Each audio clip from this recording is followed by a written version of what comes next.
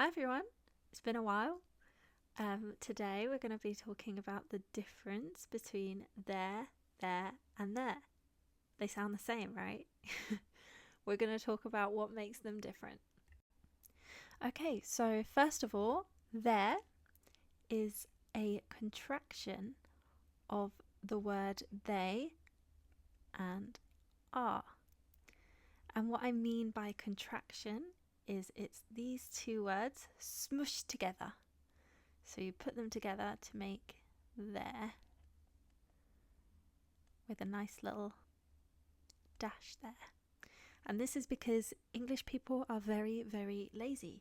So we like to make things as easy as we can and we just make them one word. So next we'll be talking about there. So this means that place, basically. So when you're talking about there with the spelling T-H-E-R-E, you're talking about over there, that place. And there with the spelling T-H-E-I-R is a possessive pronoun. That means that it shows ownership. So you could say their apple or their table, something that they own, they being the person that you're talking about. So let's talk about the different ways that we can use there. So we can use it with adjectives to describe someone or something. So you could say they're excited to be here, like I am today. I'm excited to be here. It's been a while. What else could you say? You could say they're excited about the trip. Let's say that. If you're going on a nice trip, if they're going on a nice trip and you want to say they're excited about the trip. You can also use it with verbs ending in ing to describe an action.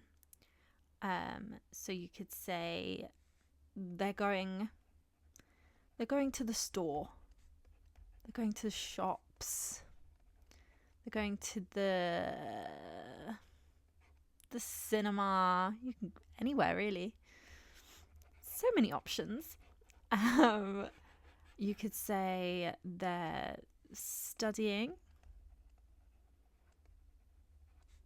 for an exam. So you can use it with a couple different things.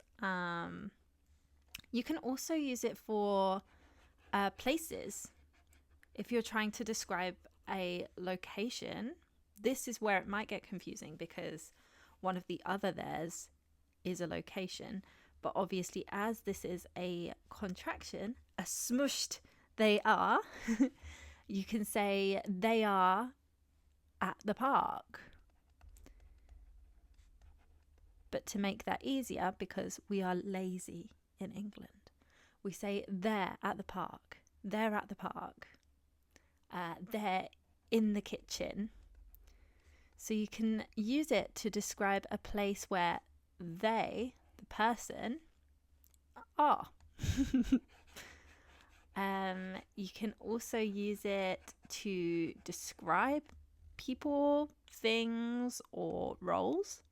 So you can say they're students. Like they are students. They are friends, for example. These are all correct uses of there. So a way you can check that you're using there correctly in the right form is if you just split the two words. So just imagine this little thing here is not here, and just saying they are. And if you say they are friends, that makes sense. So you're probably using it correctly, and that's how you can check. Okay, so now we're going to move on to a different there. This form of there is often used in sentences to point out something's location or its existence. And when you're pointing out the existence of something, one of the ways you can do that, you can say, so there is a book on the table, for example. That's one way of saying, showing the existence of the book. There is a book on the table. So one way would be to use it with a form of to be. So, for example, is or was or are. So there was a book on the table.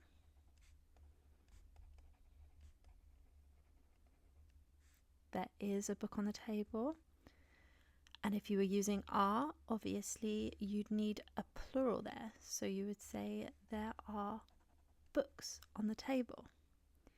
So that's one way of using it. And another way would be to use it with modal verbs. Modal verbs are used to discuss like a possibility or a necessity. So, for example, there might be a reason that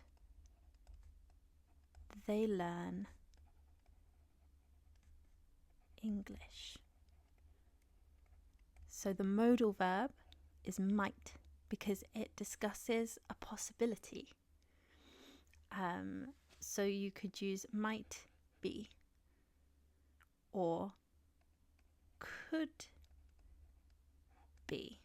There could be a reason that they are learning English, that they learn English. Both of those are correct. So that's another way of using it. So we've covered 2 reasons already. But one thing I do want to point out is that sentences don't just have to start with there. Sometimes you will see it in the middle of the sentence to show location or position. So you could say, we're going to ignore this there. We're going to start our own sentence. So we're still talking about books. So the book is there. So you're pointing at a book. The book's there. You see, the book is there. You can also say, there is a book. But if you're pointing at the book, you want to show the book is there. You see it? Right there. You're directly pointing them to the book. There is a book just shows that the existence of the book. But the book is there is showing them where it is. Okay, so there is a possessive pronoun that shows ownership or belonging. So if I wanted to talk about a book that I own, I'd say my book. And if you were talking about someone else and you weren't using the person's name, you'd say their book. Likewise, if you wanted to say, you'd say my name. So for example, my name is Liv. But if I was talking about someone else, I was talking about my friend that I was introducing you to, I'd say their name is, and then whatever their name is, Wallace. Their name is Wallace.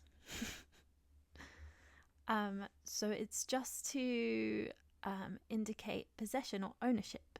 It's what belongs to them, that person. It can also be used in general statements about people. So if you're just you're just talking about any group of people. So like, imagine you all go on a school trip, right? So this is us, and we're going on a school trip. Here's my bag. And then the school says everyone should bring their own lunch. You see this there? So while it does also show ownership, because it's, their own lunch, we're talking about everyone. So it's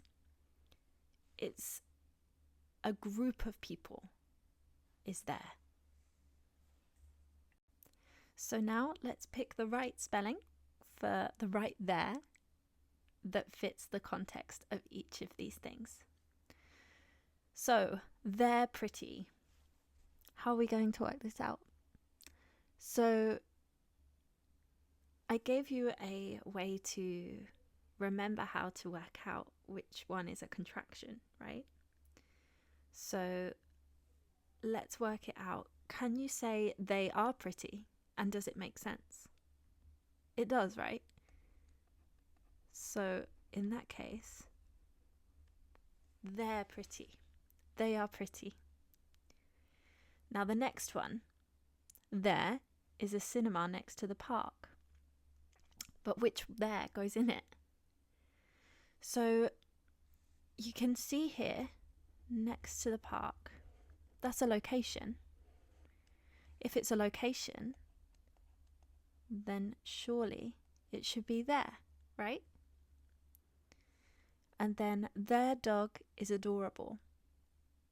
Full stop. Now, this shows ownership because you're talking about someone else's dog, right? So that will be their dog is adorable. So I hope my little descriptions help, and I hope you understand it a bit better now. If you ever have any questions, please feel free to leave them in the comments below, and I look forward to seeing you next time. Bye for now.